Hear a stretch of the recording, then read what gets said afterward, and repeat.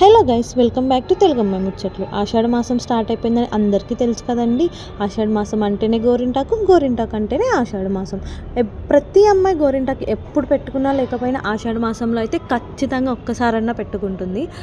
ప్రతిసారిలా కాకుండా కొత్తగా ఏమైనా ట్రై చేద్దాము అని చెప్పి ఈసారి గూగుల్ తల్లిని అడిగాను అనమాట. ఏదైనా కొత్త డిజైన్ ఇవ్వమ్మా గోరింటాక్కి అని చెప్పి వెంటనే ఇది చూపించింది. ఒక్క సెకండ్ కూడా ఆలోచించకుండా పేపర్ పైన పెన్ను పెట్టి గీసేసినట్టు నా చేతి పైన పెన్ను పెట్టి గీసేసుకున్నాను అనమాట.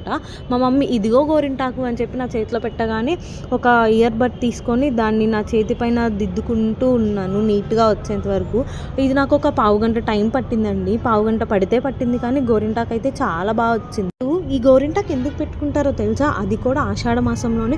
వర్షాకాలం స్టార్ట్ అవుతుంది కదా అండి, లేనిపోని రోగాలు వస్తాయి కదా, ఆ క్రిములన్నీ పోవడానికి గోరింటాకు యూస్ అవుతుంది. మన బాడీలో వేడి తగ్గించడానికి కూడా. ఇంతకీ నా డిజైన్ ఎలా ఉందో కామెంట్ సెక్షన్లో చెప్పేయండి. టాటా, బై.